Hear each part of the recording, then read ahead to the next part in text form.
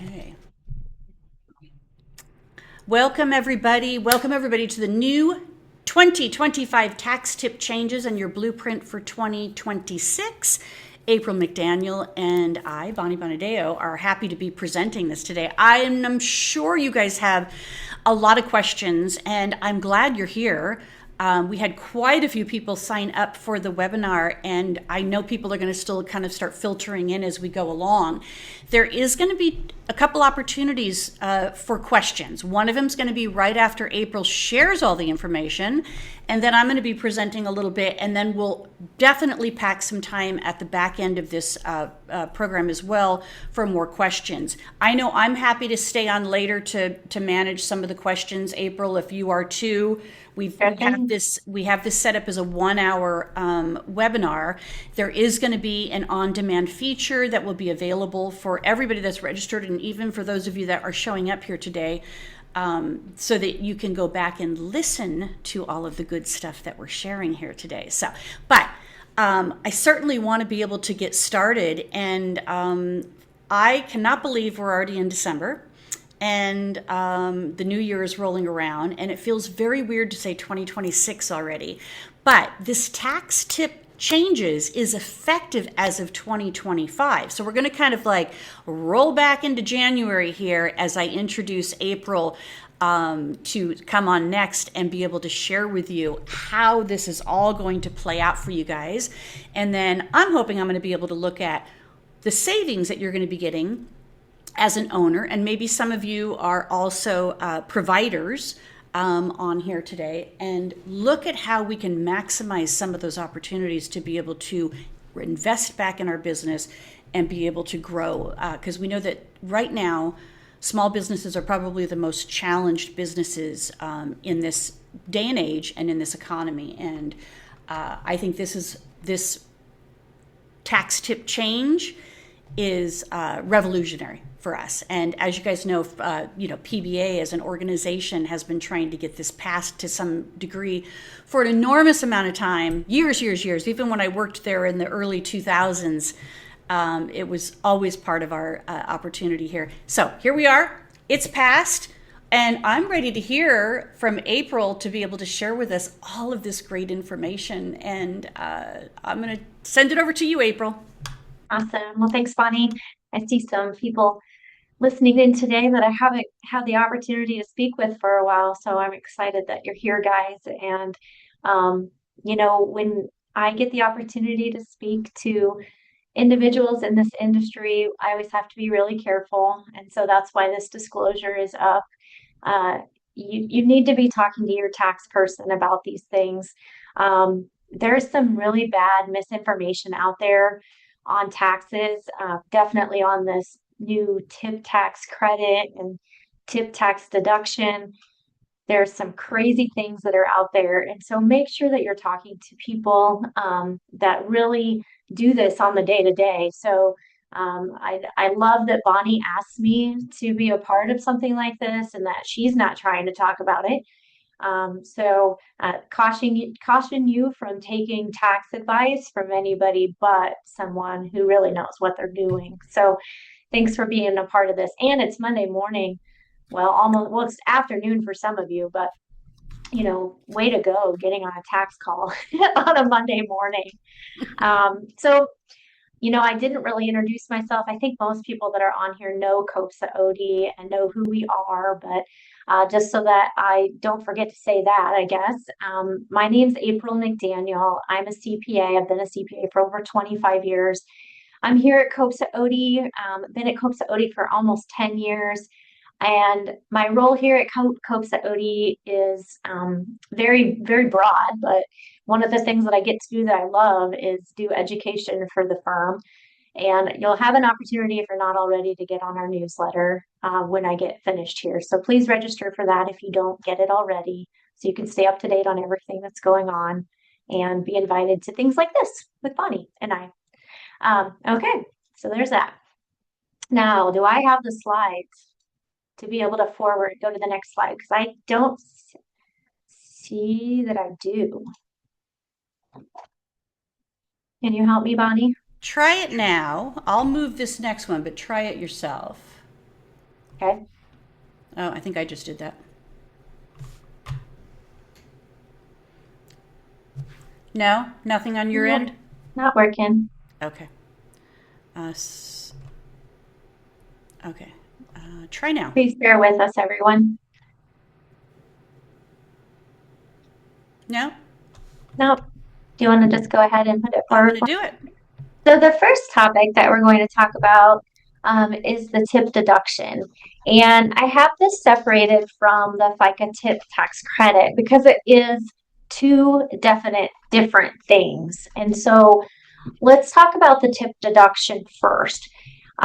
This is available to employees and self-employed. So in the salon industry, in the beauty industry, as well as really any other tipped industry. But of course, I know all of you are beauty industry folks. If you receive tip income and you must segregate that from other income, you are eligible for a deduction of up to $25,000 of that tip income. Now, this is something that's temporary. It starts with your 2025 income, and then on your tax return when you file it coming up here after year end, you'll be able to do that with your tax preparer. And it's available through the 2028 tax year. So that's important to make sure that you understand that it's temporary. Um, for those of you that are self-employed, separating your service and retail sales income from tip income is really something you've probably not done before. Because if you're self-employed, your tip income is subject to self-employment tax, just like any of your other income. And so keeping that separated is something that you'll have to begin doing if you're not already doing it. Now, for employees, those tips should be on your W-2, and so they should always have been separated. Now, I know that there are a lot of salon owners, a lot of employees, and a lot of self-employed individuals that have not been properly reporting their tips. So we're going to talk a little bit about compliance here. Not until I finish talking about FICA tip tax credit, but we're going to talk about that. But it's very, very important that things are getting reported correctly. And keeping in mind that the tip deduction as well as the FICA tip tax credit, both of these new tax programs is what I'm going to call them, are federal programs. They're not state programs. So that's important to note. Also, keep in mind that on this tip deduction, those tips are still subject to FICA tax. So you're getting a federal deduction. The other thing that's really interesting about the tip deduction is that if you are married and you choose to file separately from your spouse, you do not qualify. So that is interesting because there are individuals that choose to file separately when they're married, but this does not, you don't qualify for this if you do that. The other thing that's not part of this presentation that you do not qualify in the new tax law is you don't qualify for the no tax on overtime. So if you happen to be in an industry where you're getting overtime, that's important. But so married filing separately does not qualify. You have to file joint if you're married. The other thing is there is a phase out on this tip deduction. So it's if you're over $150,000 for single income, then it does start to phase out. And again, it's tips reported on the W-2 for an employee. Now, there are some challenges with that. Some of the payroll departments, and I won't name any names, but there is at least one really big one that has not been reporting those tips correctly on the W-2. My understanding is that credit card tips are going on the W-2 correctly, but cash tips that are being reported are not going on the appropriate line on the W-2. So if you're a salon owner with employees, or you happen to be an employee on the phone today, it's going to be really important that you look at that information on your W-2 and you make sure that it accurately reports your tips, because in 2025, the IRS is going to give a little bit of lenience. They're going to allow employers to use some other supporting documentation for that number. So it could be a pay stub or some type of notice that you're given, but it is any tips over in 2025. So that's the tip deduction. So let's talk about the FICA tip tax credit. Bonnie, do you want to bring that next section up for me? And if you just want to bring both up, that's fine. Great. Thank you. And I'm kind of monitoring the chat. So if somebody has a question, feel free to throw it in there for me. And again, like Bonnie said, I'll take some questions when I get done too, but we will all the way at the end as well. So the FICA tip tax credit, this one is a really big deal because like Bonnie said, the PBA, and I think Katie's on the call here. Katie Raposa with PBA is on the call today. Katie and Myra and really the entire team there, the board, Bonnie, you were part of that for a while, I believe. I don't know what years you were, but yeah. And just a lot of other individuals were involved in advocating for that. And we're very, very thankful for that. There's been some imbalance between the restaurant industry and the beauty industry in that the restaurant industry has been getting this FICA tip tax credit since the early 90s. So it's good to have the FICA tip tax credit. And how the FICA tip tax credit works is that you have to have employees. So when you have an employee, you're required on their tip income to report that income, and then you pay the matching FICA on that tip income. So what this FICA tip tax credit is that matching FICA that you pay on your employees can be a credit. Now, what's really cool about this FICA tip tax credit is it's permanent. So whereas the tip deduction that we talked about a few minutes ago is temporary, this is permanent. And it is on tips that are reported. That's important, again, because remember, we're going to talk about compliance, which is a big issue in this industry. But if you're not reporting them, then you're not going to be able to take the credit. So that's important. The other thing is that if you happen to have employees that are not making minimum wage, which is I'd say it's a smaller number in the clients that we serve. Most of our clients are fairly large employee-based salons, so this doesn't happen much. But I do think there are areas of the country where maybe a front desk person or somebody isn't making minimum wage, and so the tips are used to get to minimum wage, maybe in some tip sharing arrangement or something. So any tips that are used to get to minimum wage, that credit wouldn't apply to that FICA match. So that's important. But for most of us, it's going to be the FICA match that's paid on the tips. Again, you have to accurately report them. And how an owner will apply for this credit is it is a form that's on their tax return.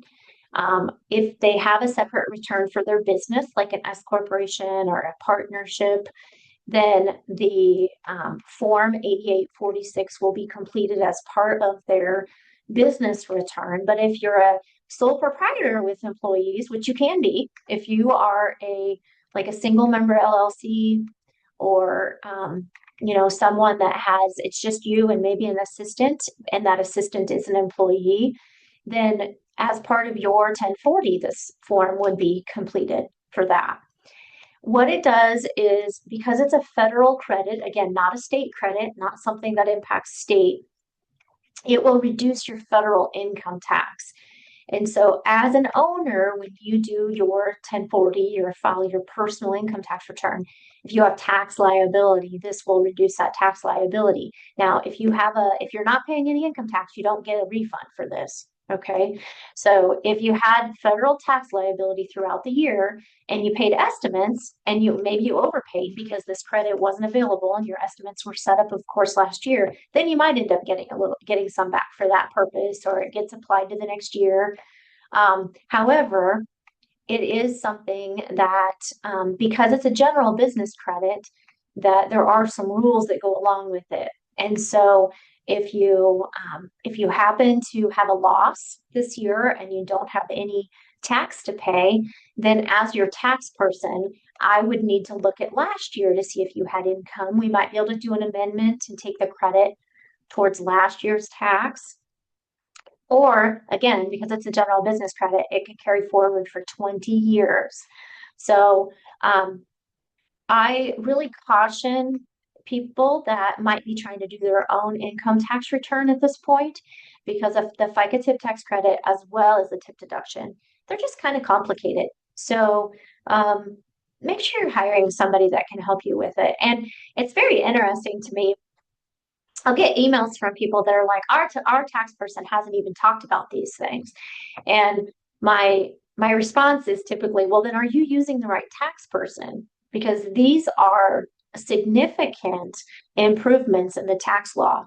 And if you haven't heard about them or you're not getting any guidance other than the free guidance you're getting on webinars like the one today, then I think you really need to sit back and think about whether you're working with someone that really understands your business. And that's not a commercial for COPSA OD. There are a lot of really great tax people out there. I have a list of people that aren't COPSA OD that we refer business to if someone's not an ideal client for us. But I would encourage you to be working with someone that's being proactive about these programs.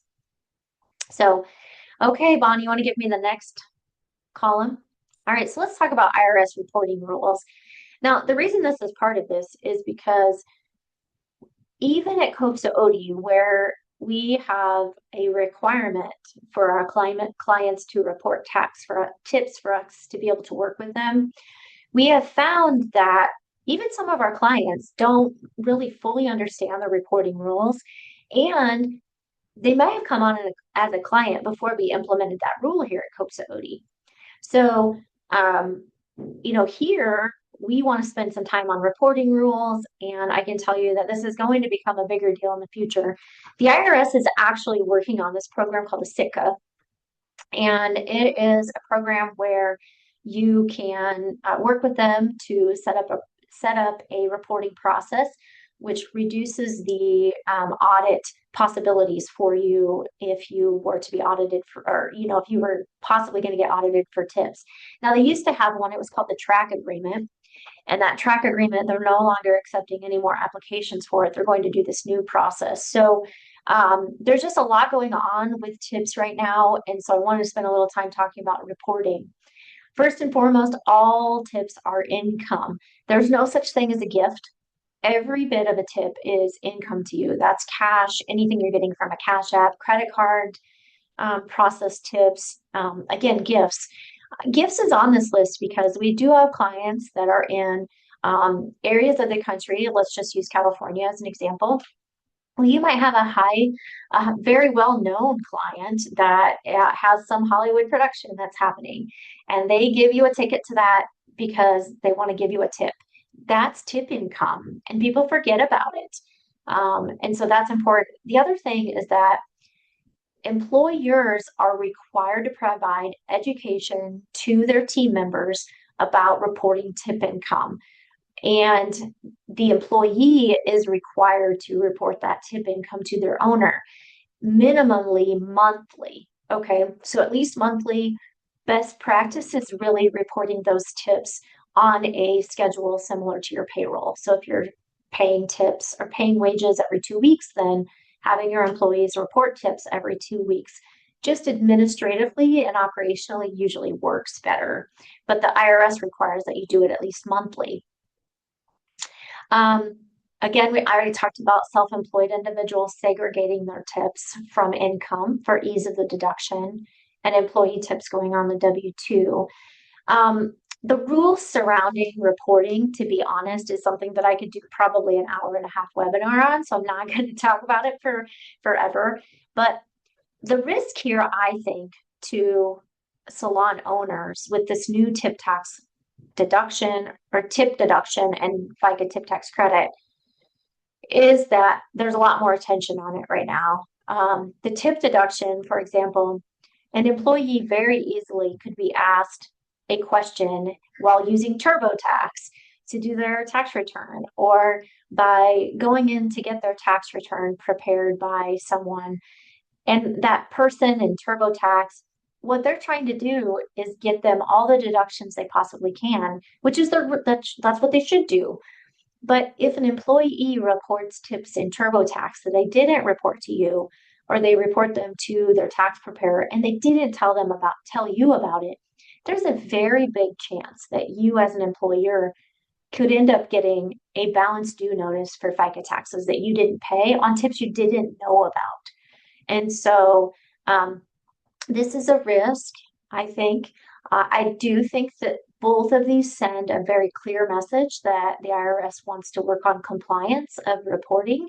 And so this is where we're at. And we have some information available to people. I did a compliance webinar. Gosh, it's probably been it's probably 4 months ago, because I swear for the last 5 months since this new law came out, this is what I've been talking about.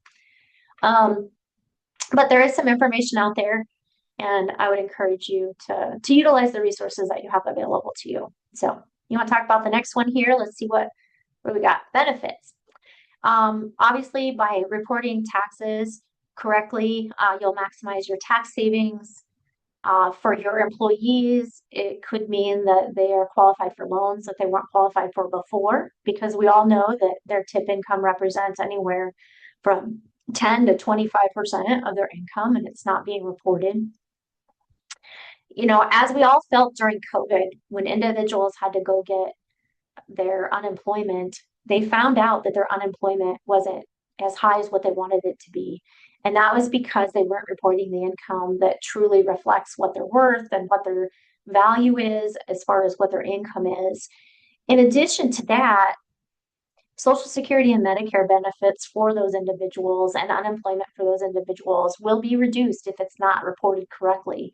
So, we all want to retire at some point, and if you're relying on Social Security or Medicare, or God forbid you ever became disabled, you need the money to reflect what you actually make. The other benefit to reporting correctly and utilizing these programs is to avoid IRS penalties. IRS penalties, if they find that you are committing fraud, can be 100% of the tax that you didn't pay. So it's very steep. And then also, for those of you that are eligible for the FICA tip tax credit, as Bonnie mentioned, you can utilize these credits to offset payroll costs, to offset maybe some other things that you want to do. So there are definitely benefits to these new rules, and I would encourage you to try to make sure your people understand the importance of reporting, and that you as an owner are getting the benefits of it. There is a question I saw about the name of the IRS program. It's SITGA, SITGA. Simplify. I can't remember what all that stands for right now.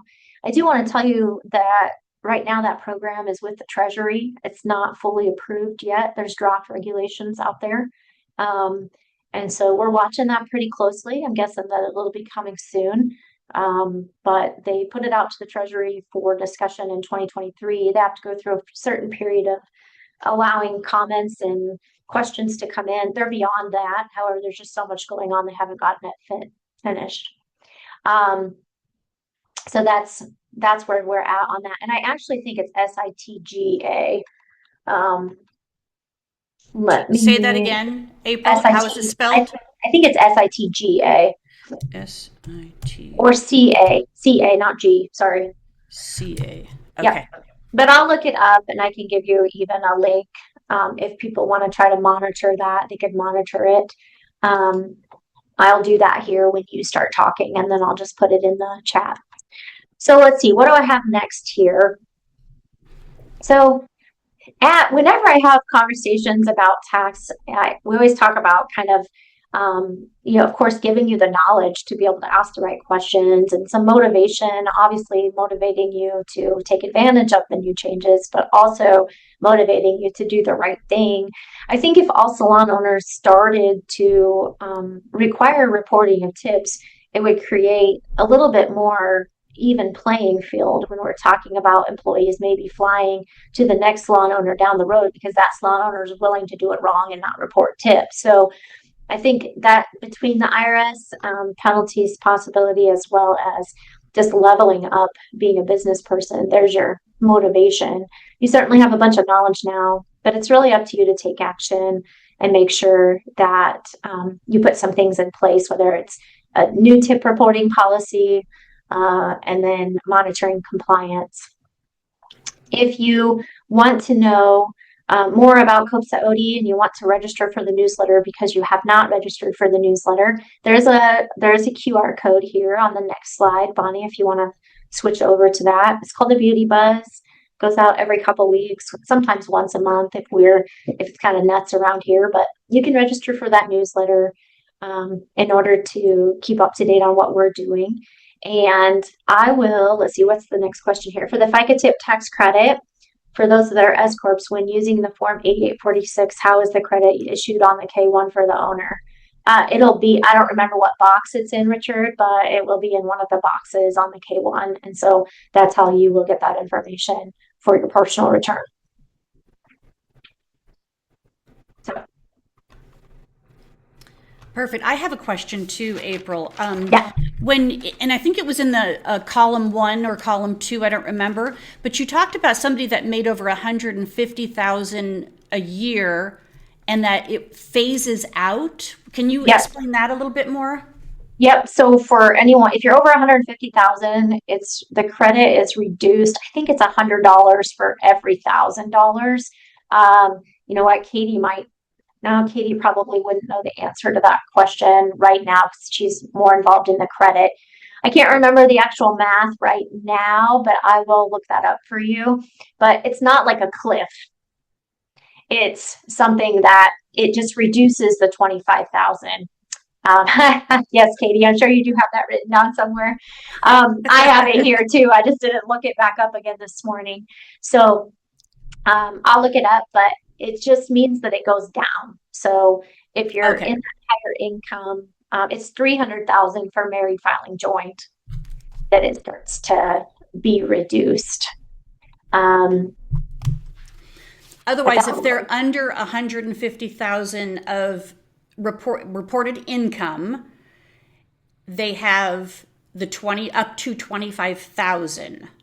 Up to 25,000, and it's adjusted gross income. So to keep it simple, I talk about just wages, but you have to also think about there's some other situations somebody could have other income coming in from a business or things like that. So we certainly have some salon owners that are also producers that won't qualify for the tip deduction because they'll be well over 300,000. Mm-hmm. Gotcha. Yeah. Any last questions for April, you guys, before we move on? And there's, again, we'll build some time in afterwards too, if something comes up for you.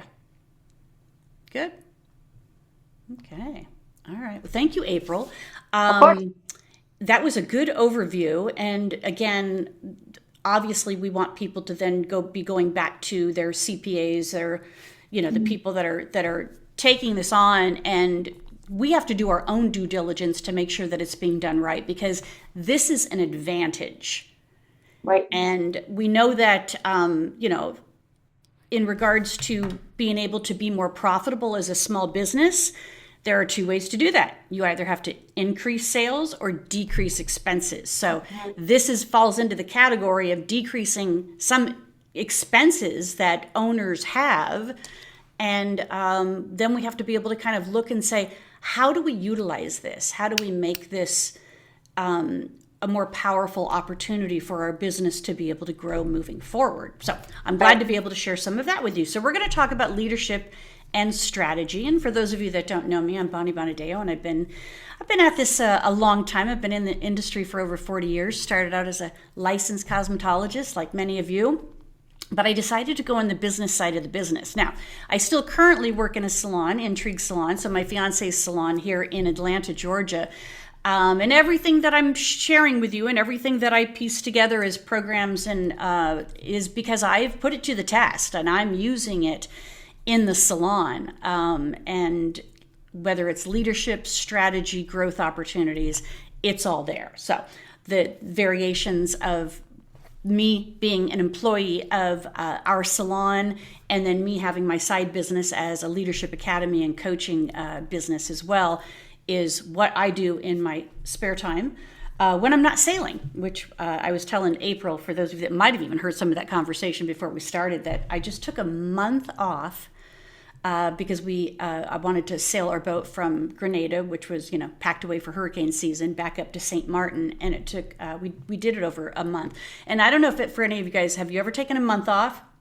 Because it is sure hard to come back to work and kick back in after taking a month off. But it kind of, everything ran smoothly. I mean, obviously, as a coach, I was still working with my clients because I have Starlink on the boat.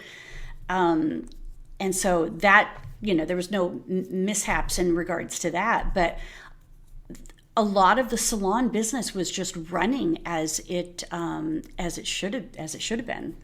And we just had to check in every now and then to be able to do that. Now, with that, I want you guys to think about if we're going to look at savings of decreasing expenses that we have with this, I want to look at being able to then, what's it going to take to be able to increase revenue here? And I want you to think about leading with heart and growing with strategy. And that is going to really be the topic that I'm going to talk about here. Whoops, sorry, went too fast. So I want you to think about their willingness to create a plan. The struggle that we all have. This is a human struggle. This is not just our industry or us as individuals or we're procrastinators. Any of that doesn't matter.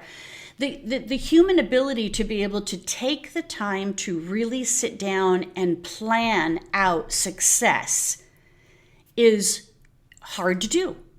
But the impact and the results that you'll get are unbelievable to be able to do that. So if you write things down, you have a 42% chance of actually having that come to fruition.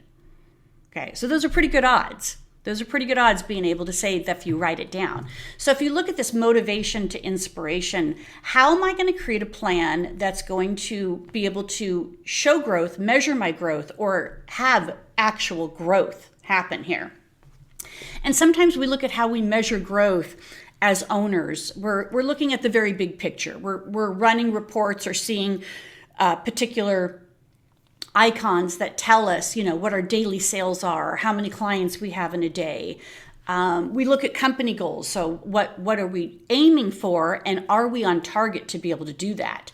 Then, of course, we're breaking it down to individual goals of our team members. And, the 80-20 rule applies in regards to the individual goals. But I also want you to think about not just the 80-20 rule, but I want you to think about the 30-40-30 rule. So 30% of your high performers, 40% are hitting in the middle, and 30% are below. And then you have to be able to then break down where I need to be spending my time as a leader with. So it may not be with the high end 30%. It might be with the middle 40% or the low end 30%. And that way it kind of gives you an idea of how do I spend the time with each of my employees to be able to help them see individual growth in there. Sometimes we measure it by our level of motivation. This is the time of year where we're hyped up. We're working really hard. We're slammed. The holiday season is the best time. But come January, how are you going to motivate your team when we are not as busy and still keep them goal-centered to be able to continue to see the growth that they have? Of course, we always measure things by category, service dollars to retail dollars, or maybe you have different locations, or maybe you have separate services like extensions or spa services that you're doing. And then, of course, we can measure things by promotions and contests as well. So if you're willing to put in the time, then you'll start to see the results, but you have to be able to put in the time to do that. Now, I'm not going to ask you guys to do this right now, but I just want you to write this down, sosleaderquiz.com, because here's what I want you to do. I want you to measure where you're at in leading with heart and edge. And there's 3 different types of leaderships that's going to come up in this quiz. So you're either an emerging leader, somebody that's newer to the leadership place, a collaborative leader, which again, this is where 80% of people fall in, or you're a transformational leader. And my goal is to be able to help salon owners get to that transformational leader space, because that's the space you want to be in if you want to take a month off and go sailing. That's where you got to be. And it means that you have a team back home taking things on, and you have systems in place that are making things happen whether you're there or not. So write that down, SOS Leader Quiz, and then do that after you get off the webinar. So this is how I work with my clients. And this is how I actually work with our salon as well, is I look at opportunities to be able to increase sales. And if we're looking at doing increased sales, it has to be measurable or quantifiable. So if I look and ask any one of you guys, and I said, okay, what's one of your goals? And I would love for you to write this down in the chat. What's one of your goals you want to accomplish in 2026? One goal that you want to accomplish in 2026. So pop that in there. I'd love to be able to see what some of you guys are working on towards your goals for 2026. And remember that there's only two ways to increase sales, right? And that's to be able to sell more to the people you're already doing business with, or find new people to do business with, okay? Same thing with your team in regards to recruitment. If your team is maxed out, then you can't add any more to them. Or if you do, the clients are having to wait an enormous amount of time to be able to get in if your stylists are maxed out. So then you need to recruit new stylists, right? So there's our opportunities to be able to sell. All right, so good. Thanks, Rebecca. Revamp new talent training program and get our new stylists on the floor. Perfect. Now, what I want you to do, Rebecca, and this is going to kind of fall into what I call my 5 anchors for success, is I want you to quantify that. So if you actually revamp this new talent training program, how does that convert to dollars? So let's say that, like in a typical salon scenario, we bring in somebody maybe that's just graduated from school, and they're in an apprentice program or an assistant type program for close to a year. I mean, 9 months if we're lucky, but a year is typically what they're in. So if you wanted to accelerate that, then I have to look at that very first year that it's not bringing in revenue. It's actually an expense of having a paid hourly assistant within there. But if I'm working towards, like, we've got 2 assistants that are going to be hitting the floor this next year in 2026, now I can start quantifying it. Now I could say, all right, they're going to hit the floor. So now they're going to be revenue producers, and they're going to be able to, I'm going to estimate, bring in a certain amount of revenue. So if you have a goal and you can't quantify it either by dollars, percentage, or units, then it's not a goal. Okay? It's just something that you want to do. So I'm asking you to figure out how to quantify that and convert that into dollars. Now, anchor number 2 would be then operations. What is it that you need to do in order to have this goal actually be in motion? Okay. Sometimes it's a leadership thing. Sometimes it's delegating. Other times it might be that you have to put together processes, go back into your systems, set things up. Gift card sales this time of year are huge. So we automate our gift card sales. They set up a day that they're going to do it. Like Black Friday was a great day to do gift card sales. I set it up in the system, our Mevo system, to be able to 12 midnight. It opened up 11:59 at the end of that day, at 59 seconds, it closed. So we created that sense of urgency for our customers to buy gift cards within that 24-hour period. And it was automated. I didn't have to do anything to manage it, okay? I set it up on the front end. I was on a boat sailing from one island to the next.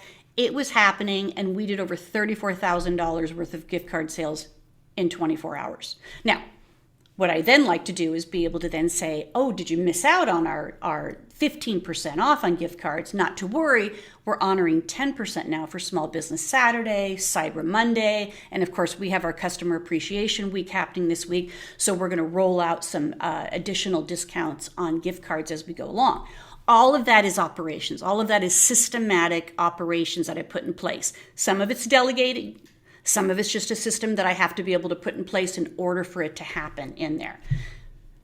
Anchor number 3, marketing. Now I know what I want to do. I want to be able to do a gift card promotion. I've got it all set up in the system. Now I got to market it. So I got to market it internally to my team. I market it internally in the bathrooms, on the mirrors, on displays, at the front desk. I market it internally with our front desk people, letting people know, hey, the gift card sale's happening on Friday. Don't miss out. And then I have to market it externally. Emails, social media, VIP client lists, things like that, so that I can get it out to our clients at that point in time so that they know that they can purchase it. Now, number 4 strategy would be education. Who needs to be educated on this? I find it really interesting that we offer a discount on gift cards, and I'm going to use this as an example because it's a good one this time of year. And what that does, because we don't really discount services at all, and many salons that I work with don't. Like, they might have a new client promotion, but they don't necessarily discount services. They do discounts or gift with purchases or types of things with retail opportunities. But who needs to be educated here? And I found out that it was our team needed to be more educated here.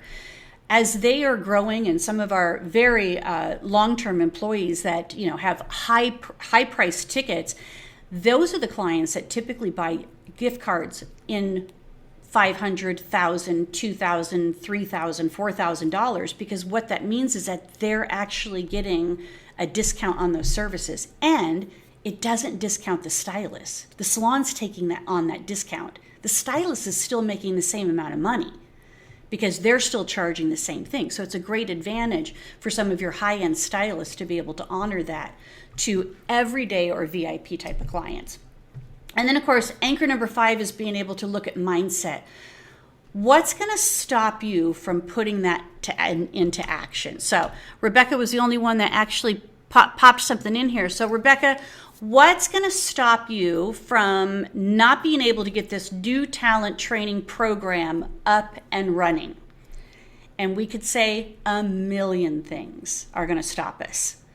That just as soon as I thought I built some time in to be able to work on this, somebody's out sick, or somebody needs to have surgery done, or my front desk person quit on me, whatever it is, there's always going to be circumstances that are going to show up in this.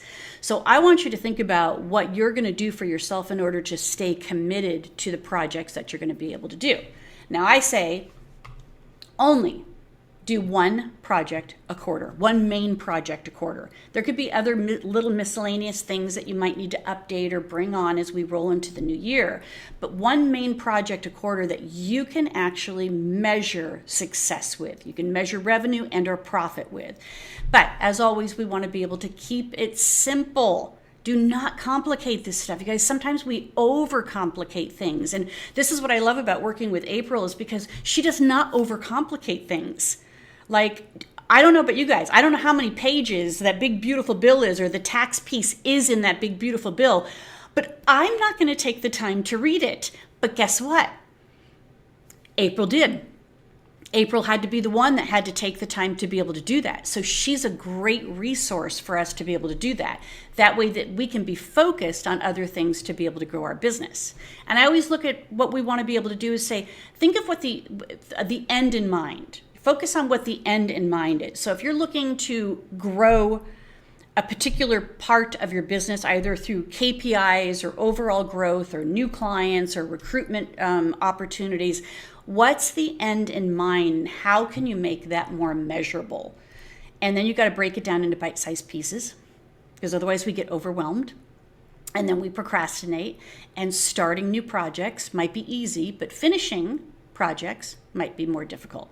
Yeah. And this is where I call the timer method. So I want you to think about the time that it's going to take for you to put a strategy together, the intention behind the strategy, like what's the why behind it? Why does it need to happen? Okay.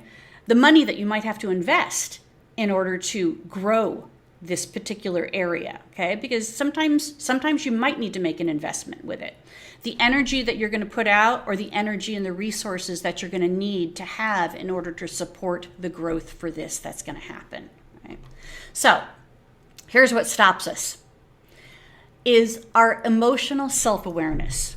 So when we're talking about strategic leadership, leadership is one thing. We always have to be leading our teams to success, and we have to be leading our businesses to success. And I always say that your business needs you to grow first.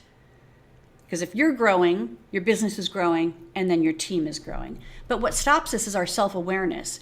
Is sometimes we don't look up or look around enough to be able to see where the problems are. Or we're not dissecting some of the reports that we have access to within our systems to be able to see where the growth might lie. And I'm going to show you guys a couple of things here that we've done to be able to grow that. All right, so knowledge.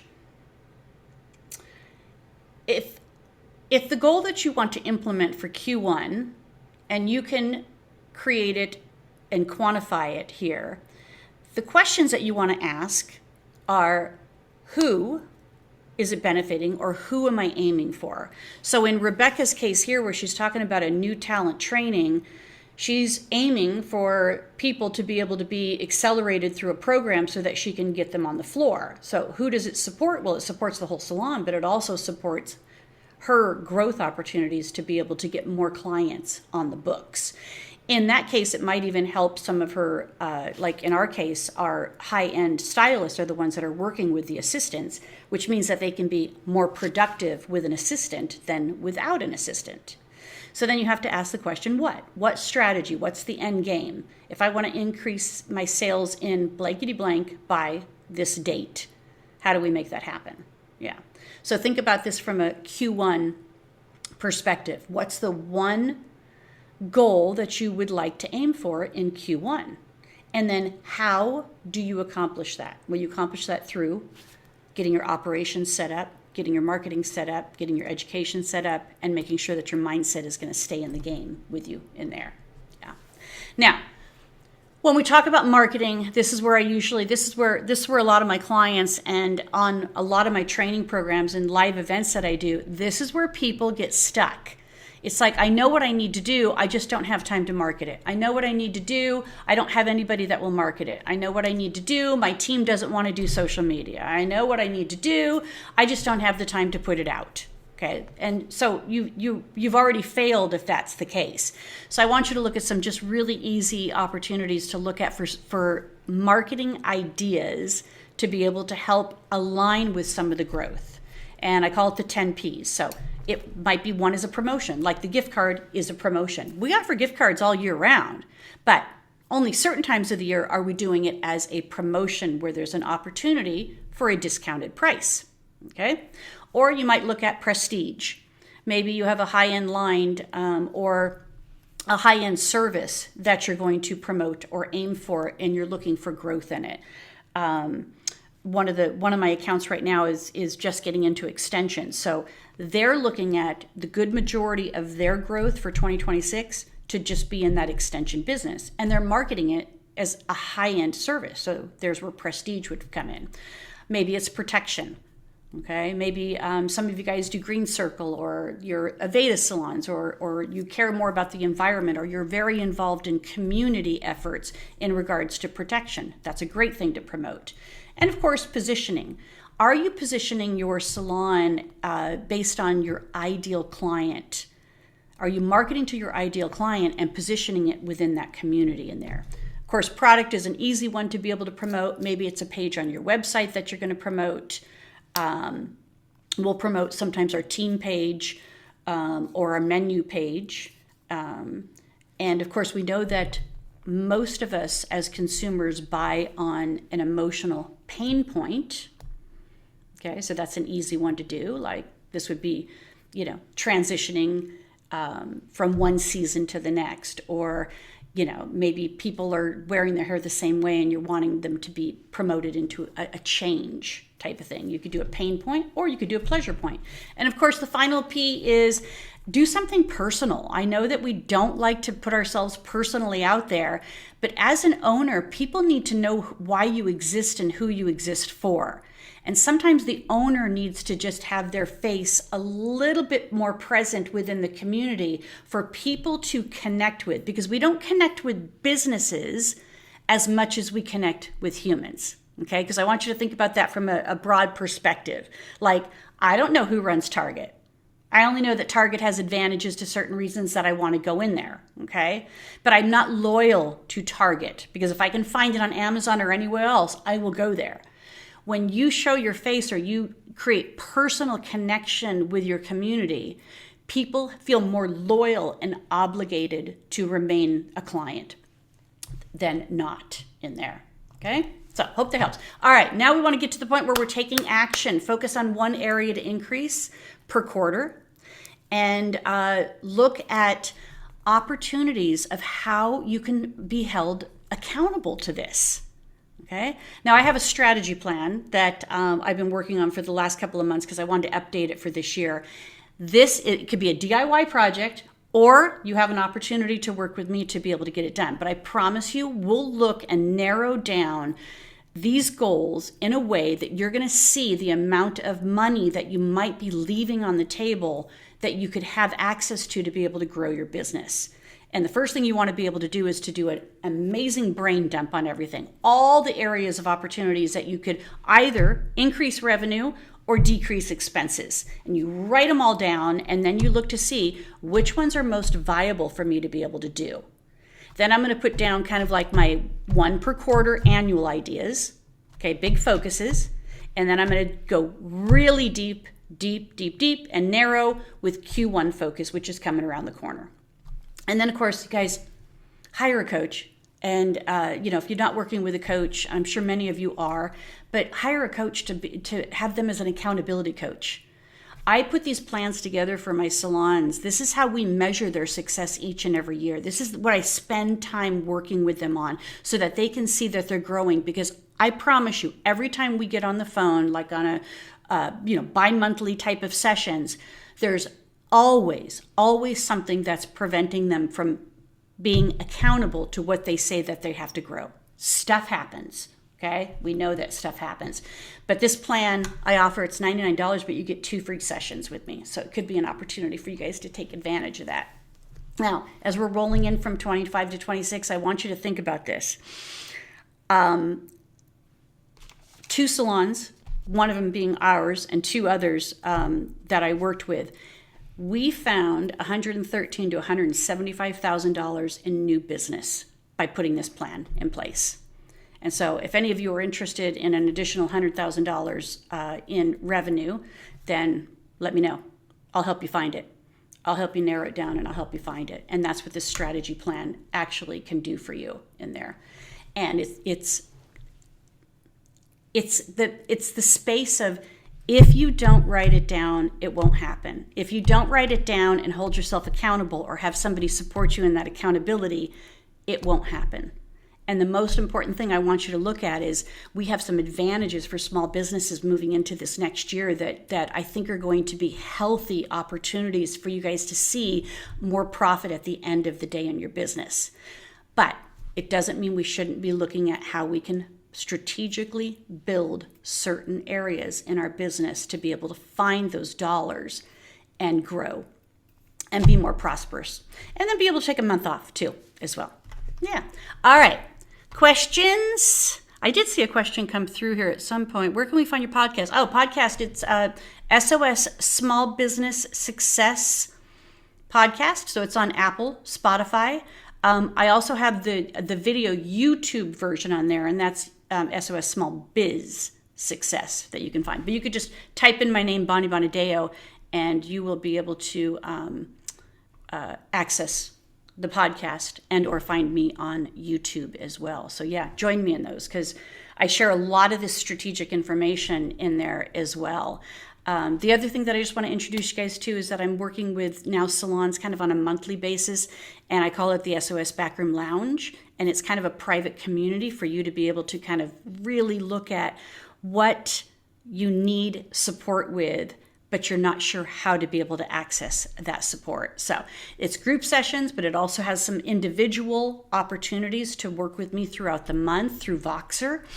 And then I also have a bunch of case studies on there where I can show you how I were able to find that $100,000 to $175,000 in one KPI, one area, for my salons over the past year. So I'm very excited about 2026 and everything that you guys have available to you moving forward, and to not make this hard, right, April? Like we don't want to make this hard.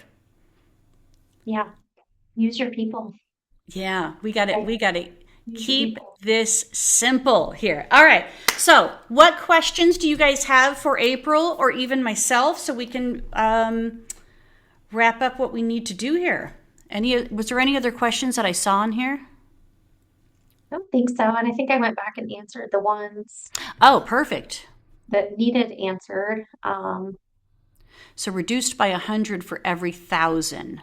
But Mhm. otherwise, what is it if they are at below the 150? If they're below the 150, then they get the up to 25,000 Up as to long as they have 25,000. Okay. separately segregated tips. Yeah. Perfect. Good. Thanks for clarifying that. Yep. Good, you guys. There's some good links on here, good information. Any other questions? No? April, how would you like to close yourself out? Just reminding people to watch for our webinars in our newsletter. Again, if you're not already on our newsletter, make sure that you get yourself signed up for that. If you missed that QR code, you can go to our website, which is www.copesaodi.com. I'll put that in the chat here, and then you can connect with us that way. We are taking some new clients this year. Sometimes we have to close that off a little bit. So I'm excited that we are doing some of that right now. So we're interviewing for new business. So if you happen to be interested in working with us, we'd be pleased to have a conversation with you about that. So, and Yeah. otherwise, I just want you to enjoy the holidays and the time you have with the people that you love, and with hopes that 2026 is the best year yet. Oh, I hope so too. Yeah, thank you. Thank you for that. All right, I would like to close it out with you guys. Do the sosleaderquiz.com after you get off this webinar here. And then if you're interested in the strategy, the strategy workbook and the 2 free sessions that I'm offering for $99, it's sossalonstrategy.com. sossalonstrategy.com. I'll put that in here as well. Whoops, that is not working. That is one word I cannot spell. Strategy.com, and then sosleaderquiz.com. Perfect. Those are the 2 things. If you're interested, of course, you can always set up a complimentary session with me just to find out more as well. And I would like to say happy holidays to everybody, and definitely work hard this month because we know that that's available to us, but also enjoy your life and time with family and friends. And yeah, let's kick ass in 2026. Yes. Sound good? All right, and yes, there is a rewatch. So after this is done, April and I will both be putting it out to you guys. So you might see a double email, but we want to make sure that everybody has access to it. And it will be an on-demand feature. So give us just a couple of days to be able to support the on-demand part of it. And you'll get an email with a link for you to have access to watch it again. So thank you so much, everybody. Thank you, April. Thanks, guys. Appreciate Go you. ahead and go win the rest of the day. Yay. Yay. Bye. Bye.